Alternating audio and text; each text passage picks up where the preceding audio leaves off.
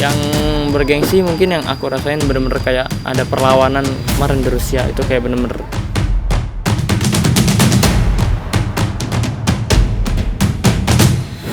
kok nih orang susah banget ya buat dikalahin gitu kan. Emang dari dulu tuh emang gak tahu gimana caranya.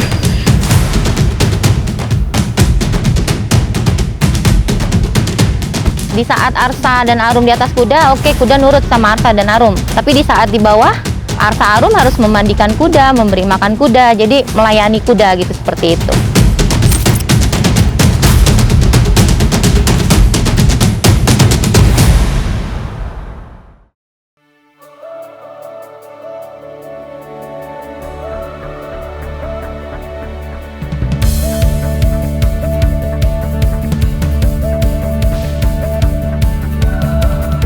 Horseback archery is a traditional technique used for hunting around the world.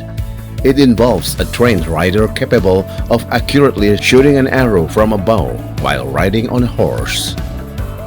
Dating back 400 years, this ancient tradition and sport has its roots in some of the most powerful empires of centuries past, such as the Ottomans and the Mongols, as well as in other ancient cultures, including European nomads and Native Americans. The above-mentioned cultures use horse archery for hunting and combat. However, this is now changing. Its resurgence is friendlier and is today considered a very serious sport in various parts of the world, including United States, Europe, Australia, and Asia. Arsa winning arrow shot. 17 years old teenage becomes phenomenal.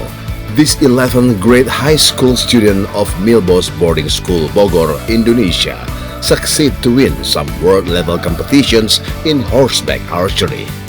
Arsa's newest competitions was International Horseback Archery 2023 in Russia. Arsa succeed to dominate all competition categories. In Tower 90 category, Arsa got gold medal. In hand track, Arsa got gold medal too. And in Raid Korea 235 category, Arsa got bronze medal. By winning 3 competition categories, Arsa, who was in general adult class, was declared as the Grand Champion Cup of St. George Victorious International Horseback Archery Competition 2023, which was held on 18 to 20 of August in Serpukhov, Russia. This competition was followed by 7 countries, which are Russia, Indonesia, Turkey, Saudi Arabia, Pakistan, Uzbekistan, and Kyrgyzstan. Kalau untuk panahan, saya mengenalnya di kelas 4 SD. Kalau untuk berkuda, tahun 2020. Kalau bisa main panah, mungkin dulu ya Abi tuh senang wayang. Jadi tahu cerita-ceritanya. Abi tahu cerita Mahabharata segala macam, tahu Arjuna, tahu Sri Kandi. Akhirnya nyobalah panahan. Terus kalau untuk berkudanya, jadi sebelum masuk SMP itu aku dikirim ke Padang latihan sama abang ipar. Di sana dikirim seminggu, alhamdulillah jadi bisa panahan berkuda. At first, Arsa did not consider to involve seriously in horseback archery. In the beginning, Arsa felt uncomfortable near horse. He felt afraid of it. Sebenarnya takut aku sama kuda tuh dulu, kayak nggak beranian lah. Nah di situ mas takut sama kuda, terus nyobalah upgrade skill kuda, gimana cara nyoba dengan takut, terus upgrade lagi cara naiknya yang bener gini. Sampai belajar ke luar negeri sampai sekarang. After getting involved deeper, Arsa started to understand the body language of his riding animal. Jadi ada bahasa tubuh kuda yang bisa kita lihat dari kupingnya. Kalau kuping dia ke depan, berarti dia lagi seneng gitu kayak sama keadaan. Jadi nggak merasa terancam lah. Kalau dia misalnya satu maju satu belakang, itu biasanya lagi penasaran kayak itu apa sih. Tapi kalau kedua-duanya ke belakang, dia merasa terancam, biasa dia bakal nyerang. With his commitment to be serious in horseback archery, Arsa's parents bought him horses. Kuda, alhamdulillah udah punya 4. Dua masih anak kan. Until nowadays, Arsa still thinks that he is not yet mastering horse. He keeps learning in every chance. Then, has Arsa ever experienced an injury while riding horse? Aku belum pernah kayak sampai misalnya lagi main terus jatuh parah, nggak pernah sih.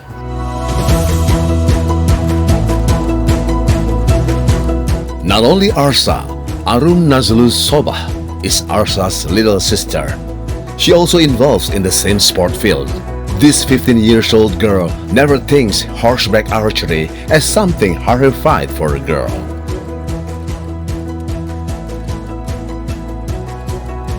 Saya mengenal panahan berkuda ini sejak kelas 2 SD. Tapi itu baru panahannya aja. Tapi kalau misal berkuda semenjak Corona 2020. Anggap tuh biasanya ini target. Jadi kayak emang jadi itu dulu kan panahan. Nah, panahan Abang Arum dikenalin, otomatis adiknya juga dong. Terus pas Arum ikut lomba, ini satu line sama dia nih, satu grup lah. Terus kok ini orang susah banget ya buat dikalahin gitu kan. Emang dari dulu tuh emang gak tahu gimana caranya.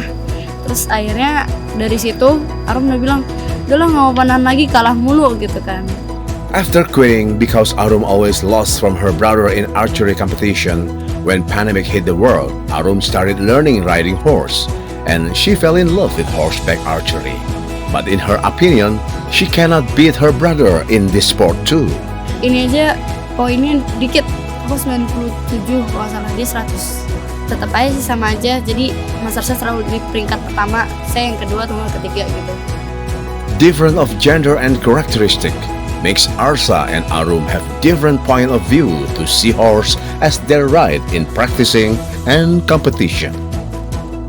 Banyak yang bilang kalau pandangannya aku sama abangku tuh beda ke kuda. Kalau abangku tuh ke kuda tuh lebih ke kendaraan. Kamu harus nurut sama saya. Tapi kalau misal aku lebih ke temen.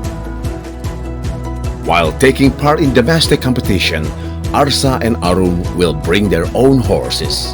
But it is different with international competition. Kalau kuda di nasional, aku bawa kuda sendiri. Jadi pakai kuda sendiri. Tapi kalau misalnya di internasional, ya udah. Apa yang dapat, oke. Dulu pernah terakhir tuh di Qatar kalau nggak salah terakhir. Itu kuda pakai kuda Arab. Jadi tuh udah lama nggak jatuh. Tiba-tiba ke Qatar, dari Qatar nyoba kuda, jatuh 2 kali. Jatuhnya nyungsep. Involving in the same sport, Arsa and Arum understand and support each other in every condition, especially while facing a problem. Kalau misal Abi tuh yang membentuk karakter Arum, dan akhirnya Arum bisa jadi pemanah berkuda. Tapi kalau misal Abang itu sosok yang nguatin gitu. Kayak karena kan Abi kan otomatis Abi tuh sebenarnya nggak bisa panah berkuda. Tapi Abi ngelatih, sedangkan otomatis Abi nggak tahu apa yang anaknya dirasain. Nah sedangkan kalau Mas Arsa itu ngerti apa yang dirasain gitu. Jadi istilahnya Mas Arsa tuh juga orang yang bantu menyampaikan perasaan gitu.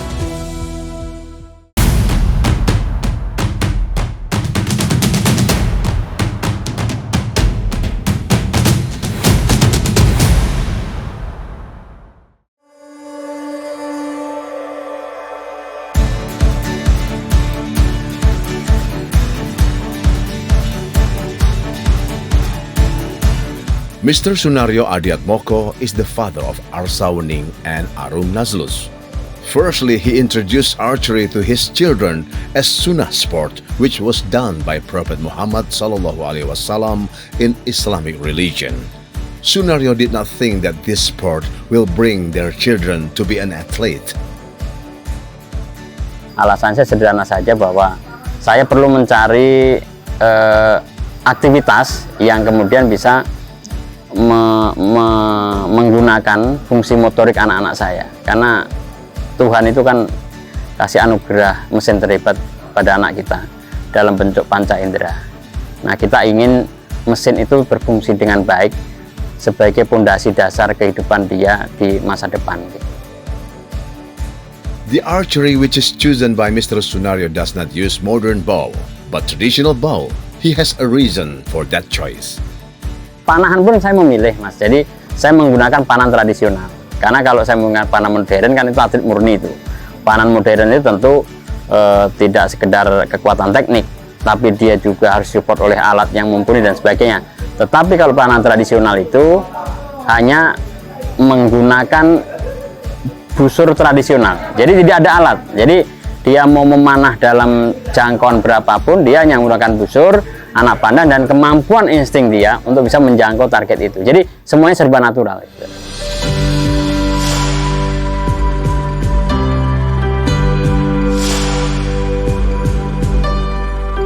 For Mr. Sunario, horseback archery is an educational investment, and the victory which is gained by Arsa and Arum is the positive effect of that education. Panah berkuda itu dalam kehidupan kami di rumah itu memang sebagai instrumen pendidikan, dan jadi bukan untuk atlet juga gitu, karena kalau atlet itu kan standarnya harus tinggi, Mas, gitu loh. Tetapi sebagai instrumen pendidikan, bahwa kemudian kita berkompetisi di luar negeri, kita pernah memenangin di Asia, memenangin di Eropa, dan terakhir di Rusia, ya itu proses saja, dan proses bagi saya bahwa anak saya harus bahwa dunia itu luas. Equestrian sport has its own risk, but Mr. Sunario considers it as a risk which must be handled positively. Jadi anjuran secara spiritualis itu pasti endingnya baik gitu. Artinya pendekatan kita juga harus selalu positif gitu, apalagi terkait kuda. Nah, jadi itu yang kita pahamkan dulu ke anak-anak, bahwa mereka ada insiden jatuh, misalnya semua anak kita pernah jatuh dari kuda gitu. Tetapi sejauh ini alhamdulillah jatuhnya itu ya cantik gitu. Jadi kita harus siap dengan semua resiko gitu. Arsa spends his daily life to study in boarding school. In facing horseback archery competition, Arsa will have intensive training. Nah, anak-anak ini melakukan aktivitas latihan panah berkuda itu biasanya kalau menjelang kompetisi. Kalau misalnya dia mau kompetisi ke luar negeri, maka ada waktu 1 minggu training camp. Nah, training camp itu yang kita matengin, nanti jeda 5 hari istirahat, persiapan dia berangkat. As a father, Mr. Sunario fully support this horseback archery sport. He supports all the facilities, such as giving his children horses and the best supporting equipment to produce optimal result. Iya, dan 2021 kemudian di Turki gelar 3 kali kompetisi dan 3 kali dia juara, 2 kali juara umum berturut-turut tuh. Di Ankara dia juara umum, di Istanbul dia juara umum. Gitu. Ya kompetisi kita ke luar negeri ini kan kompetisi mandiri ya, Mas. Maksudnya ya semua kita biayain sendiri. Gitu. Jadi kita tidak berpikir tentang untung rugi. Pendidikan nggak ada untung ruginya, karena semua anak itu udah ditakdirkan rezekinya sendiri gitu loh. Itu. Nah, kalau kita kemudian apa-apa bergantung pada pihak ketiga atau orang lain, terus kapan kita mau membuat perubahan?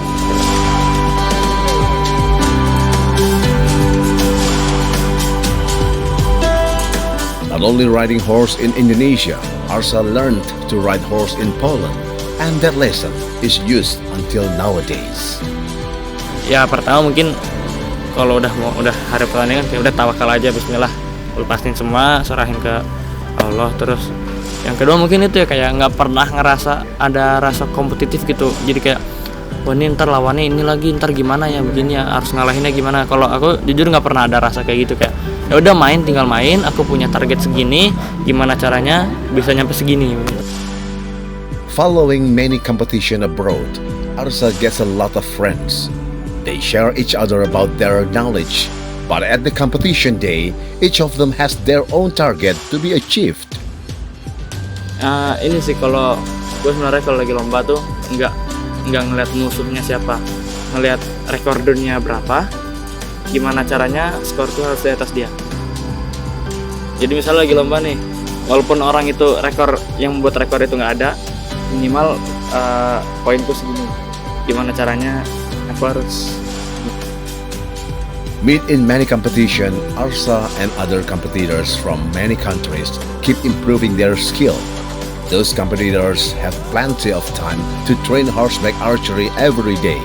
But even though Arsa must study in boarding school, he keep reaching his target.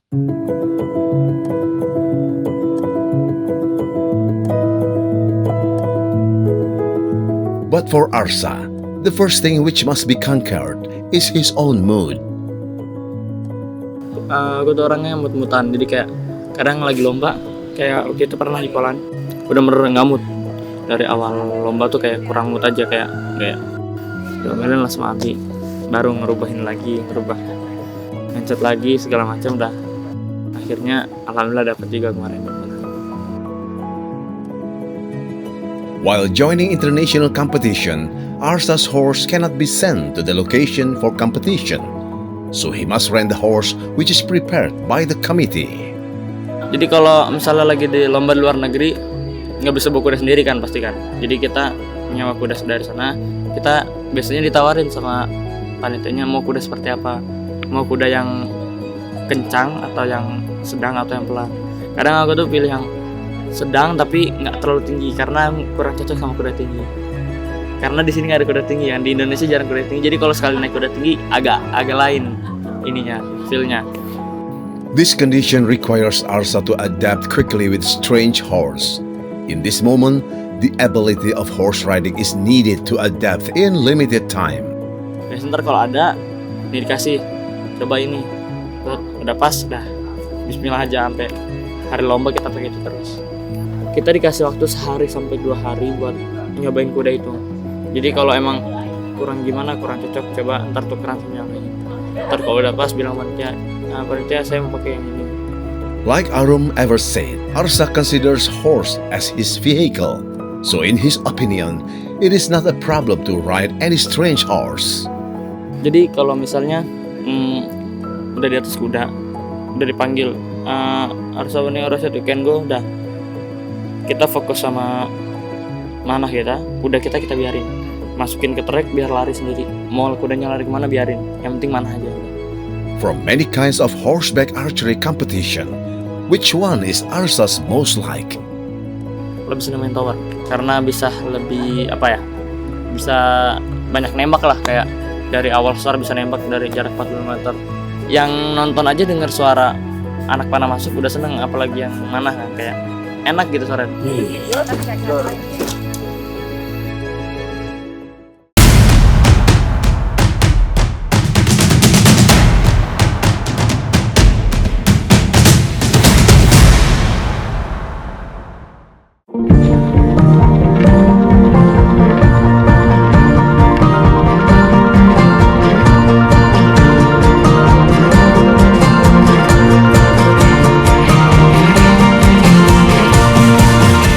Archery's talent, which is acquired by Arsa and Arum, is actually genetically passed down by their mother, Ernita Susakti.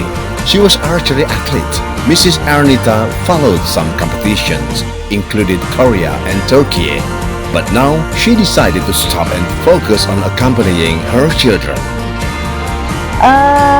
Perkembangan Arsa dan Arum sebenarnya kita tidak menyangka bisa seperti ini.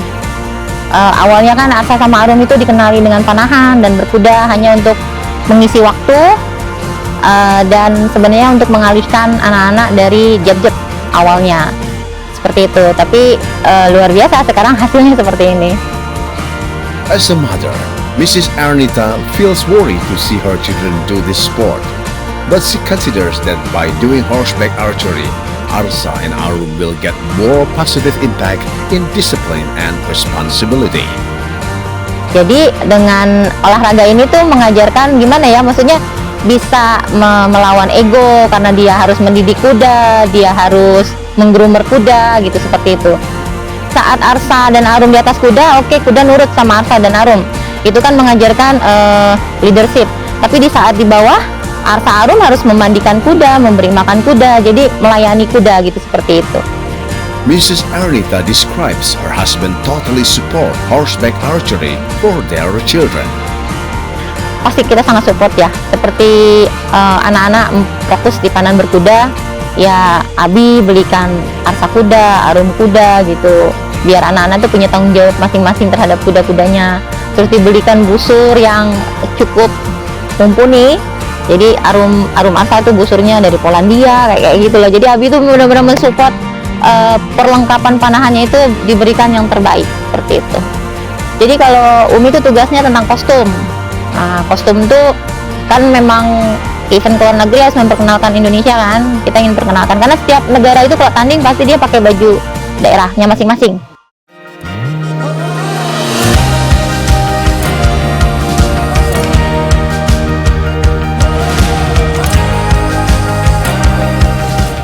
Mr. Ranu Hidayat is the manager who accompany Arsa while doing a broad competition. Fisik, konsentrasi dan pikiran, kemudian mental, emosional, semua jadi satu sehingga cukup memberikan positif ya ke anak-anak.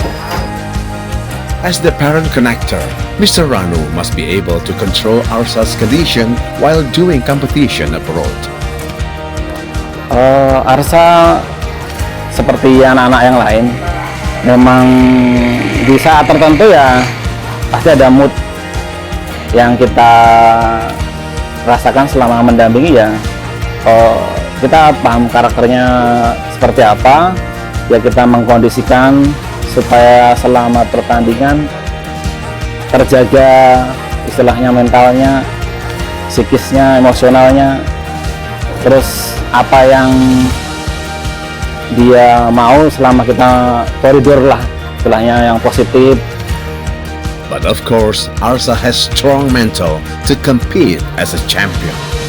Terakhir kita lihat di Eropa, di Polandia, waktu kompetitornya itu lebih bagus dari dia dalam skor, dia bisa merubah mindset istilahnya, tertantang supaya skornya nggak ketinggalan seperti itu. Karena di Eropa itu skornya update, misalkan satu run ini yang juara siapa itu udah ketahuan. Nah ini ada run berikutnya yang dia harus mengungguli. Nah itu yang saya lihat, Arsa memiliki mentalitas untuk kompetisi gitu mas. This is not separated from the strategy which is done by Arsa's team to analyze the map of competitors' capabilities. Sebelum kita bertanding, kita kan bisa membaca peta kekuatan kompetitor ya. Tapi yang terpenting kita bisa mengukur diri kita sendiri. Arsa itu levelnya sampai di mana? Kalau saya sampaikan. Nah, kalau Arsa mau dapat prestasi ya bisa mengukur diri sendiri, mengukur kemampuan lawan. Hasil latihan itu harus lebih baik dari teman-teman di luar. For Arsa, during his competitions, the most powerful competitor was the competition in Russia. Yang bergengsi mungkin yang aku rasain bener-bener kayak ada perlawanan keras sih kemarin di Rusia. Rusia bener-bener kerasa kompetitifnya, kayak wah ini walaupun harus buat rekor tapi lawannya cukup berat gitu. So, what is Arsa expectation? Ini sih masih pengen buat rekor dunia di dunia panahan berkuda ini. Belum kecapai lah, pengen banget buat rekor. Juara-juara dunia tuh jarang yang dari negara-negara muslim, kayak dari Arab tuh jarang. Pasti orang Poland, kadang orang Perancis, ada orang Rusia. Kompetitor kita terberat hari ini adalah Prancis. Ya, jadi yang megang rekor dunia hari ini Prancis. Jadi Tower 90 itu yang megang Prancis, itu anak muda, mungkin Rafael Malet itu umurnya sekitar sekarang 21 tahun ya. Tapi rekor dunianya Tower 90 dipegang Mihe Kosmei, itu 175 sekian gitu. Dan hari ini Arsa baru mencatatkan 128 poin. Artinya masih perlu 50 poin lagi dan sebenarnya bisa. For him, this is the proof of a love for Indonesia as his country. Kami ini sebenarnya hanya kelompok masyarakat yang mencintai Indonesia dengan cara kita. Jadi kalau saya mendidik anak saya, ayo cinta Indonesia dengan cara kita gitu. Dan ini menurut saya anti mainstream caranya. Ya kita cinta Indonesia dengan panahan berkuda. Dan Indonesia jadi terkenal juga kan gitu kan dengan perjuangan ini gitu. So, how long will Arsa be involved in horseback archery? Ya kalau saya diskusi dengan anak-anak sederhana saja. Kalau Arsa mau berhenti mana berkuda gampang. Kamu pecahkan rekor dunia dulu. Dan rekor itu orang perlu sekian tahun untuk memecahkan. Kamu boleh berhenti.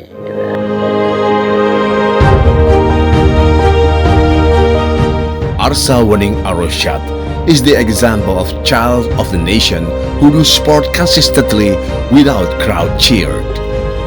With parents fully support, Arsa proved that his parents' sacrifice is not something useless. Horseback archery is high-risk sport, but he does it while doing his education as the main aspect. For Arsa, the biggest challenge is to break his target, not to overthrow his competitors. Now, Arsa already got the world recognition, even makes Indonesia is well known in this sport field. Next, Arsa will fight for his target to be the world champion.